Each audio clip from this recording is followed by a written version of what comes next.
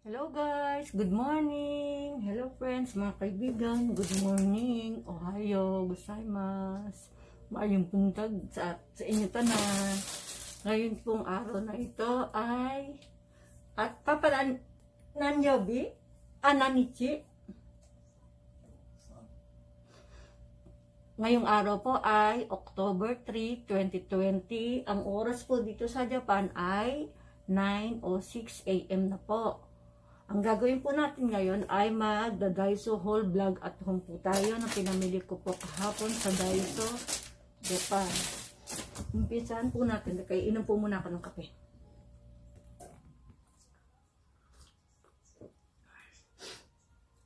Masama po yung ano ko eh. Tulo po ng tulo kasi yung ilong ko ng sipon. Natuyan ako ng parawis sa trabaho kahapon. So, mga kaibigan, so guys, nagtatrabaho na po ako, mag-iisang buwan na, bumalik na ako sa pagtatrabaho ko dahil hinihintay ko na lang din yung isa pang sagot kasi magdo-double job ako, kaya ngayon bihira na lang din ako mag-video, mag-vlog. Sige, umpisa na po natin ang mga napamili ko sa Daiso kahapon, kasama ko po yung bunso kong anak na babae. Ito po tayo, umpisan po natin, di po tayo sa storage box. Gagamit, ito po, storage box. Yan po guys, gagamitin ko po ito sa toilet namin. Kasi dito ko ilalagay ko po kasi dito yung mga napkin, yung mga binili ko napkin. Ano kasi doon, magulo. Tapos bumili din pa ako ng manayta, cutting board or chopping board. Sa Japan po, ang tawag sa chopping board is manayta. Cutting board. Ayan po. Ayan. Tapos, ito, chopstick. Chopstick po, request ng asawa ko. Doon ako bumili ng chopstick sa Daiso kasi kahit bumili ako ng mamahalin, ay naku, minsan naitatapon ng anak ko dun sa na isasamit sa basurahan, nagiging isa na lang yung mga magkakapares. Kaya ito na lang binili ko dun. For po ito. Ayan po, ohashi for ang tawag dito. Ayan. Makikita niyo naman po sa picture, ohashi Daiso. Yan. Tapos, ito po, tingnan ninyo, ang ganda. Convenient cutting board sheet. Ayan po. Ayan. Pag maghiwa ka ng cucumber or curry, di ba, mabilisan. Kit niya.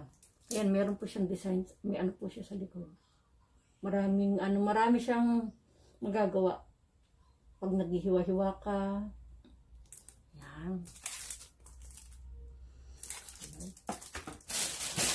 Tapos, ito. Bumili rin po ako. Nagustuhan ko po, ito, nakitan po ako dito. Ang ganda nito, may silicone dito kasi pag magluluto ka ng hindi na mainis sa kawali. Ito po. 200 yen po ito.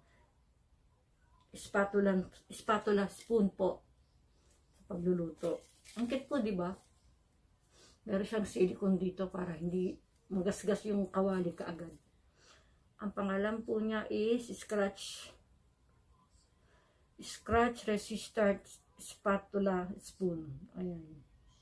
Tana po ang tawag dito sa Nihongo nito. Tana. Ayan po Nihakin po. Nihakin. Ayan. Tapos ito pang hot pot po ito sa Nabe. Dati may ganito kami, mamahalin yung binili namin. Nung naglipat kami, naitapon ng asawa ko. Mura na lang yung binili ko. Sa Daiso na lang. Maganda rin naman. Meron naman maganda, meron din namang minsan na nagpipil ang tinda ang Japan Daiso. Kaya lang. Mas mabuti nang bumili na mura sa panahon po ngayon. Ang hirap ng buhay. Yan. Kasi mahilig kami magnabe, mag-hot pot. Ayan po, nakikita nyo naman. Yan yung nabe na tinatawag. Hot pot. Ito, yan. Doon din po to sa maano, guys po. Tapos ito po, lagayan ng chopsticks. Lagayan ng ohashi. Ohashi na ano. Ito, ilalagay ko po to.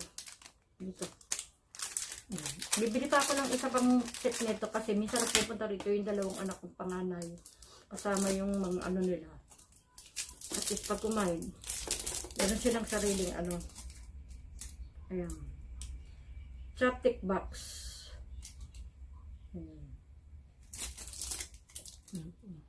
Walang kulay puti eh. Gusto ko sana puti or black eh. Pero okay na to. Wala akong mapigil kapag hindi anak. Ano. Ito, bumili ulit ako ng lunch box ng asawa ko po. Ayan. Pag pumapasok siya. Ang size po niya is 750 mg and 24 ounce yan. Pwede na yan. Dati, sa totoo lang pa, binibili ko mga lunchbox ng asawa ko. Puro po mamahalin. Yung mga branded po dito sa Japan talaga na talagang masasabi mong ano, yung thermos, ganyan ang pangalan. Mahal po yung mga ganon. Ay nako, ilang beses ako nagbibili sa kanila, hindi naman nila, sa una lang mga isang linggo na nung huli mga plan. Ito po, bumili rin po ako nito ng stainless hook. Ayan, hook po. Ay paggagamitin po ako nito. Importante po ito sa akin kasi may paggagamitan ako. Ano siya, may ito 12 pieces. Ito naman is 5 pieces lang. Ang konti naman ito. Gagamitin ko ito sa, ano, sa, di ba nag-ano po ako, nag-recycle ng mga gulay. May sabit ko kasi yung textile ko na recycle. Ito, bumili rin po ako, nag-ipon ako ng mga ganito, pang mga pasalubong, ganyan-ganyan. Tapos, ito, gumagamit din po ako nito. Maganda din to, maganda to. Mukha. Tingnan niyo po yung mukha ko. Ito po yan, ginagamit ko. Ano po siya? Basta sa Japan ko po ito binili sa Japan dahil. So, hanapin niyo po ito. Ayan po yung type niya. Ano bang nakalagay dito? Made in Japan po yan Kasi meron din po kasi sa Daiso Japan na may mga made in China, may mga karamihan naman doon. Tapos ito rin po, aloe vera po ito. Ito naman aloe vera. Ito, yan. Moist water po yan. Pag paubos na kasi yung ganyan ko, gagamitin ko na lang yan. Pag hindi, bibili na lang ulit ako ng pasalubong ulit, gagagdagan ko. Tapos ito po, kaya lagi po ako bumibili nito kasi yung aming mga, yung mga aming migaku araw, or yung sa kitchen namin, itong yung mga ginagamit kong sponge na pamplato. Inaabot lang yan sa akin ng ng 1 week or 10 days, pinapalitan ko agad. Ang pinakamahaba na 10 days. Lagi ako nagpapalit. Hindi ako sanay ng papahabain mo ng isang buwan. Pag mga 3 days, 4 days, pinabalian ko, binababad ko sa may, sa haita yung aking mga ganito. Para abutin ng 10 days, at least may, yung biking ba, yung bacteria ba ng mga yan. 3 pieces lang po ito. Tapos bumili rin po ako ng mga snacks sa Daiso. Ito po, Sho Ebisen. Masarap po ito. Parang propek sa atin. Chicharon. Yung mga kabataan natin na mahita sa chicharon di ba noon? Ayan. Dalawang klase po yung binili ko, pero dalawang pa rin pero ibang lasa. Ito, asin yung niya. Ayan, so yan salt. Ito naman, yung flavor naman ito is hipon. Yung yan. Sarap na ito. Isang peso po kaday. Subukan yung bumili nito kaday sa Japan. Ang sarap. Yummy yummy. Tapos ito. Iskon. Torokeru. 4 cheese. Sarap po ito. Gusto ko ito. Masarap ito eh. Malasa. Grabe lang siya. Ito guys. Yung stock ng kampo ko. Na ito. Hindi ka pa matikman. Kahit kailan. Itatry ko kung masarap talaga. Kung masarap ba. May nakita ko na ito kung baka masarap siya. Yan. Try ko kung masarap. Ano to eh, stock ng kangkoko. Pero itong mga binili ko, una-unang tatlo. Japanese stock ko ito ha. Ito lang ang Korea. Tapos, ito naman yung sa yung made in. Yung button made. Ito naman, honey roasted peanut. Mahilig po ako dito. Paborito ko ito eh. Pag ako namimili, lahat naman tayo pag namimili, syempre tinitingnan natin expiry date, di ba?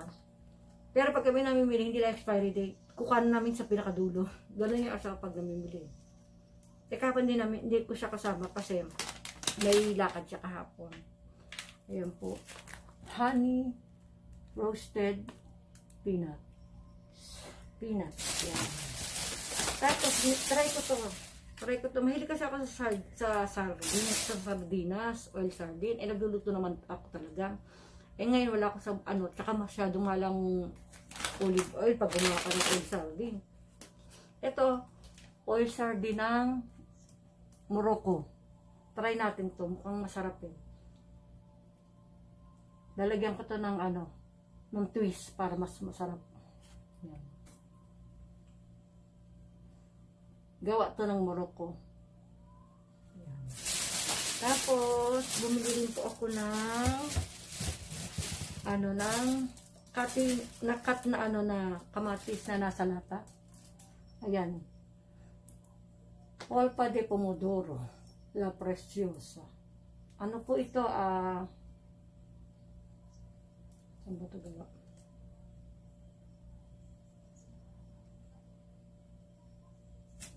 Hindi ko mabasa eh. Parang sa to eh, Peru o Brazil. Ito rin po yung isa. Dalawa po yung binili ko. Mura lang po ito sa ito naman po, hindi to sa Daiso Japan ha. Sa Caldi ko to binili. Caldi. Yung Caldi naman yun, susunod, pag tutura ko doon, pag namili ako doon, i-haul ko rin. Lagi po ako nabili doon kung ano-ano. Doon ako bumibili ng munggo pag di ako makapunta sa kaibigan. Ito is pang binili ko doon. Kasi gagawa ako ng nito. Ayan, yung nasa picture gagawin ko yan. Yan lang po ang napamili ko. Saka ito po. Nori. Masarap po ito sa kanin, sa mainit. Mas masarap sa mainit kaysa sa malamig. Yan. Kahit sa lunch box, sa ibabaw ng sa top, ilagay nyo po ito. Masarap po ito. Nori. Ayan, sa Daiso Japan. Yan lang po yung mga napamili ko. Konti lang. Kasi, kalimutan ko ito pa pala. Ito po. Yan. Binili ko po ito kasi pag nag-aano ko ng dito sa ibabaw ko na ito ilalagay ko. Kasi pag naghihiwa ko ng mga